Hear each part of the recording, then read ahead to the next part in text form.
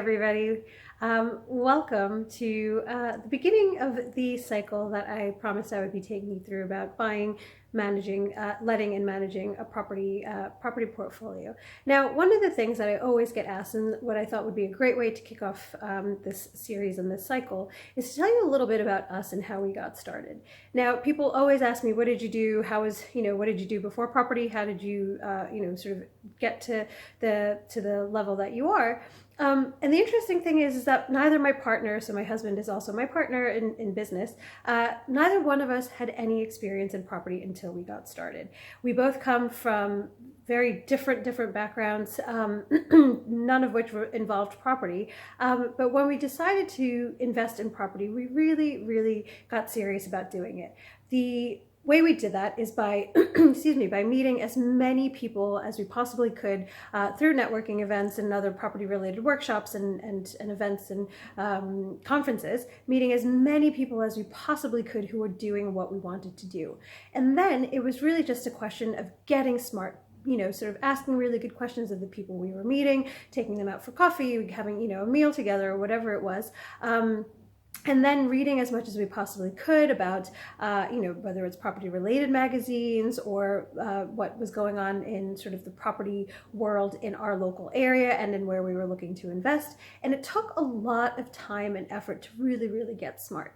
But the thing is, and the thing that I always have to remind the people that I work with, sort of and coach privately, is that there's a point at which you need to stop learning and you need to start doing. So for us, that point came about 6 months into us really getting, into the nitty gritty and making a concerted effort to get as smart as we possibly could about property investing and how it works and the risks and all of that kind of stuff.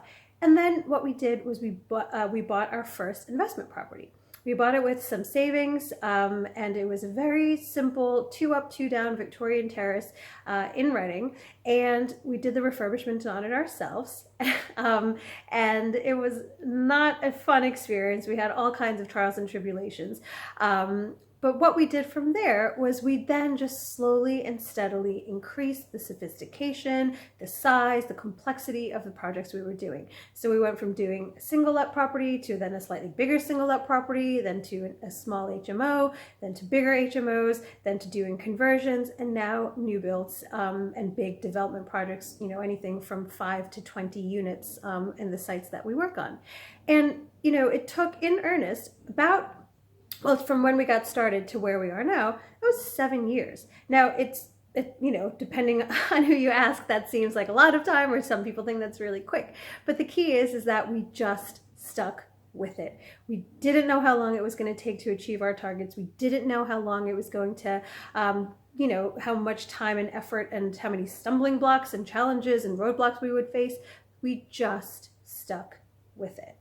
So if you are serious about investing in property, then all I can suggest is to get smart, is to immerse yourself in environments where people are investing in property so you can learn from them, you can see what's going on, see the different ways there are to invest, and just try to do your best to absorb as much knowledge as you possibly can, both through learning and through just talking to people who are doing it.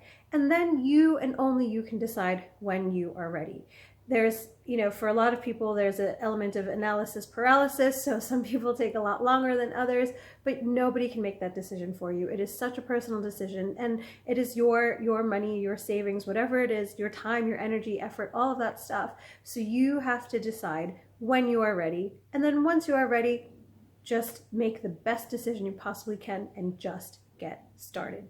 The things you will learn from actually working in a live project can never be replicated or duplicated by, sort of vicariously learning from somebody else's experience, because sometimes, most people, probably all, but I can't speak for everyone, a lot of people do just need to learn from experience. And as with so many things, the on-the-job training is the best.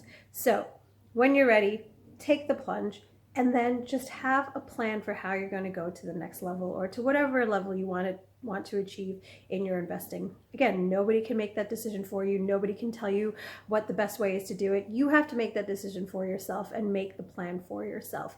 I can share from my experiences, but that might not be relevant to you. So all I can say is get as smart as you can, do your due diligence, figure out what risk appetite you've got and what you're willing to do, and then just get started. So that was a bit of background about how we got started and what we did. Next week, I'll be sharing with you some of the crazy things that happened and some of the tedium involved in starting a property business, because I think that's what so many people forget, is that it can be very sexy, it can be very exciting, but there is just a lot of grunt work that goes into it, and you have to be prepared for not just the challenges, but also the tedium. It is a numbers game, and I'll give you some more details about that when we talk again next week. So have a great week ahead, and I will look forward to speaking to you then.